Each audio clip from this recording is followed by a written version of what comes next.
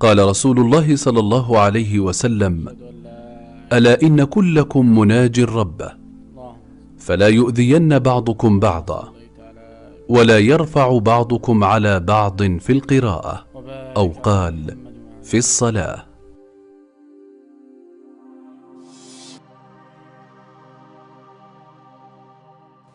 عن عبد الله بن عمر رضي الله عنهما قال: رأيت النبي صلى الله عليه وسلم افتتح التكبير في الصلاة، فرفع يديه حين يكبر حتى يجعلهما حذو منكبيه.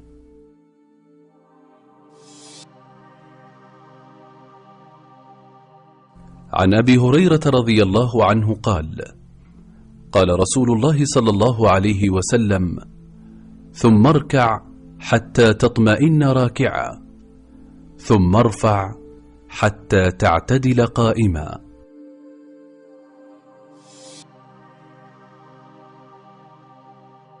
عن عائشة رضي الله عنها قالت: كان رسول الله صلى الله عليه وسلم إذا ركع لم يشخص رأسه ولم يصوبه، ولكن بين ذلك.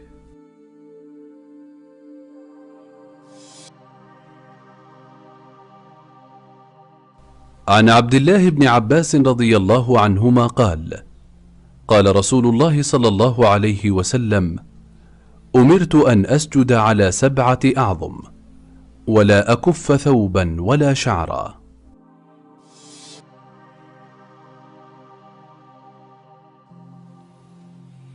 عن أبي هريرة رضي الله عنه قال: قال رسول الله صلى الله عليه وسلم: لا يصلين أحدكم في الثوب الواحد ليس على عاتقيه منه شيء.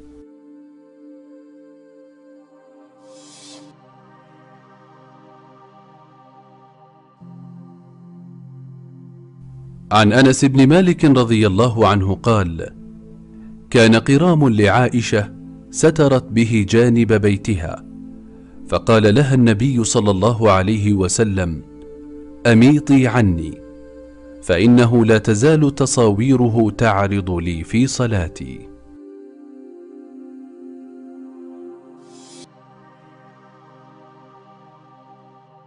عن أبي جهيم رضي الله عنه قال: قال رسول الله صلى الله عليه وسلم: لو يعلم المار بين يدي المصلي ماذا عليه لكان أن يقف 40 خيرا له من أن يمر بين يديه.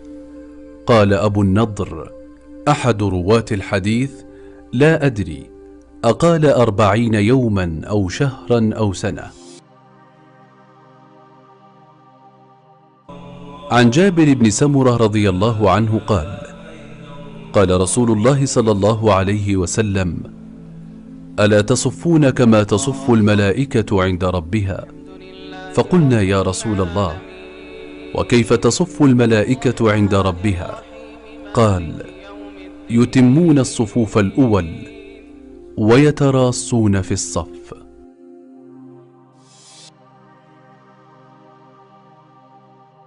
عن عبد الله بن عباس رضي الله عنهما قال: قال رسول الله صلى الله عليه وسلم: أمرت أن أسجد على 7 أعظم، على الجبهة، وأشار بيده على أنفه، واليدين والركبتين وأطراف القدمين.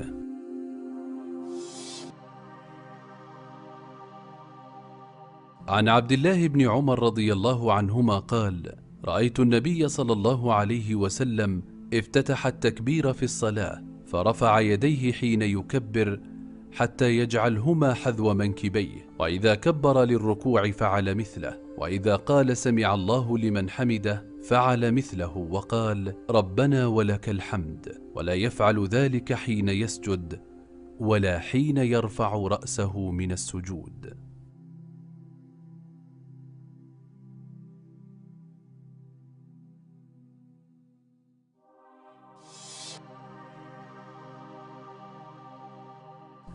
عن عبد الله بن عباس رضي الله عنهما قال: قال رسول الله صلى الله عليه وسلم: أمرت أن أسجد على 7 أعظم، على الجبهة، وأشار بيده على أنفه واليدين والركبتين وأطراف القدمين.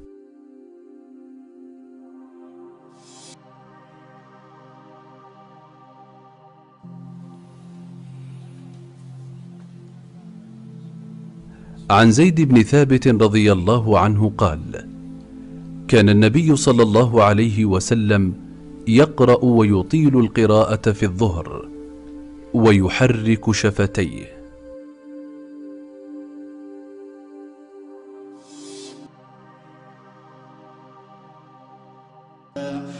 قد أفلح من تزكى وذكر اسم ربه. عن النعمان بن بشير رضي الله عنه قال: قال النبي صلى الله عليه وسلم: لتسون صفوفكم أو ليخالفن الله بين وجوهكم.